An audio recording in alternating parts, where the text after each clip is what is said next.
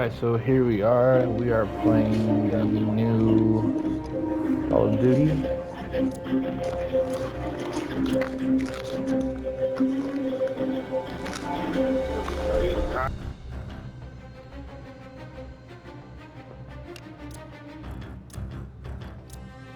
Let's see how this goes.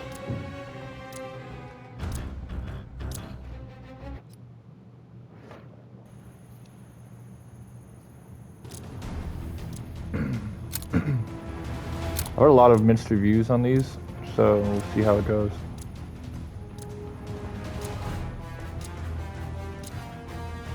Team deathmatch. Eradicate all threats. This one won't be easy.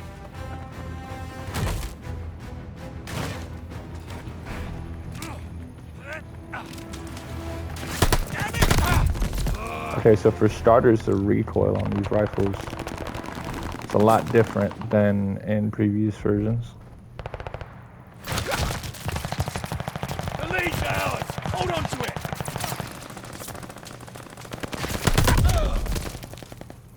Yeah, this is a lot different. Like the reaction time, like all of that's just much different.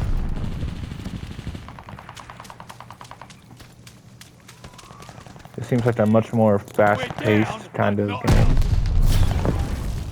compared to some of the older. So if I have my sensitivity at like a 13, what should I change my ADS to?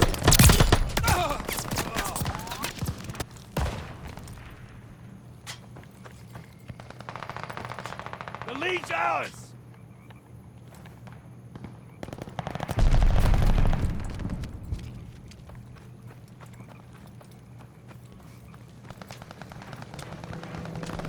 This game's just a lot different. Spies in the sky. We took the advantage. Double kill. Takes much longer to reload, I've noticed as well. Recon mission ready. Find the bastards. Double kill. I've noticed in other game modes that I've been playing that it actually takes like longer for you to respawn. And if you do respawn at the wrong time, it'll spawn you right in front of the enemies. And you'll get killed pretty instantly.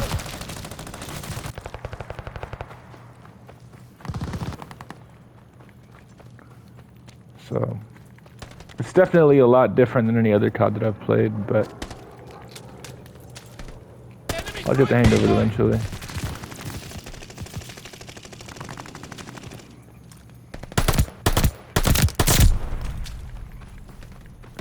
It is a little bit more realistic. I notice as you walk now,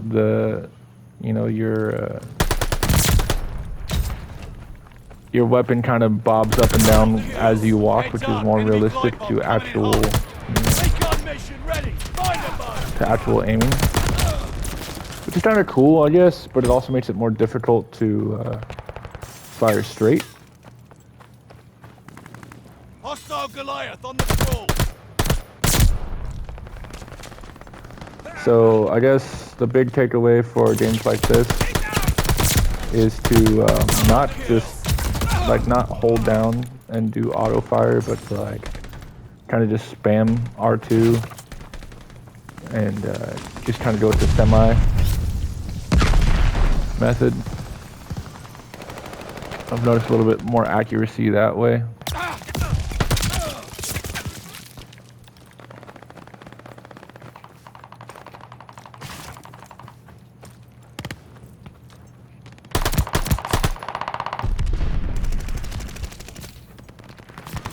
Kind of helps with the recoil a little bit and helps you just shoot straighter.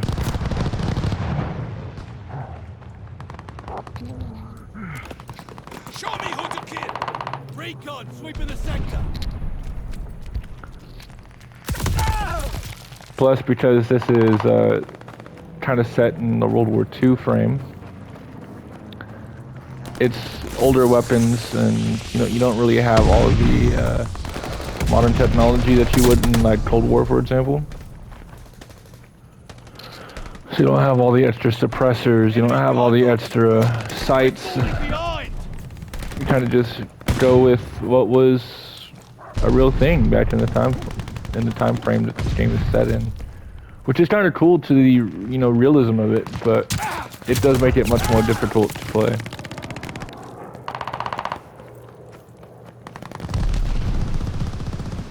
Hostile Goliath on the crawl.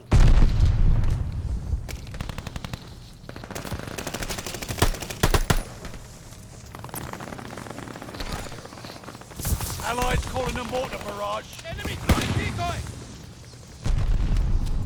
Alright, there's bound to be somebody over here, so let's check it out.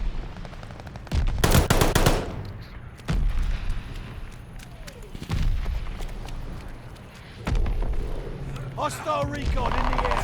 Spies in the sky.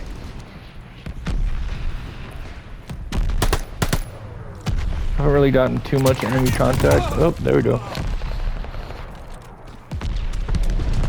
So that was being chased. Another thing that's really different about this game is at the end of the game you'll have like a team MVP that you can vote for, which is kind of unique. They haven't really had that in any other Call of Duty game. So it's kind of cool, but also a little bit different. Enemy has bombers on the way. This is the PS5 version, and I must say the graphics are not bad. Pretty typical for a COD game. There's a little bit better textures than there have been in previous games, of course. But overall, not bad. I wouldn't say I'm overall crazily impressed by it, but it's keeping true to the form of Call of Duty.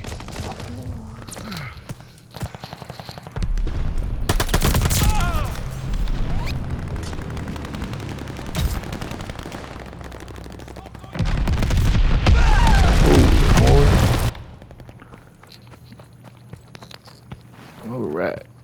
Enemy war machine in sight. Watch your head, shells falling. See, that's a pretty common thing. You're just running and you get shot from the side. Or like that situation where I spawned pretty close to an enemy. Got a bullshit and get out. Hostile Goliath on the crawl.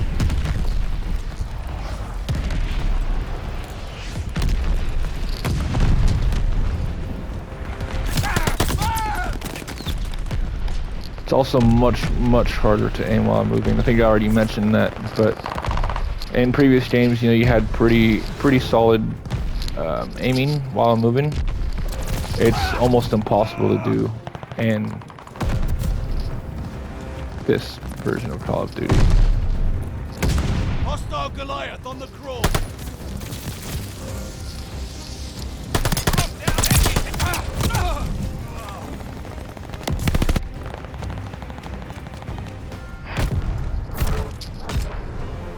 See your wounds. Come back fighting fit. And the score limit is now 125 instead of 100, which is different. And you only have 5 teammates rather than 6.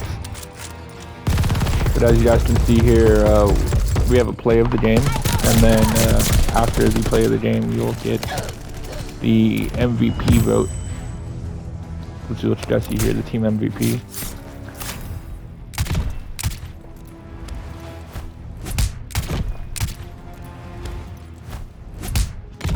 And I did make the most elims, so I will vote for myself.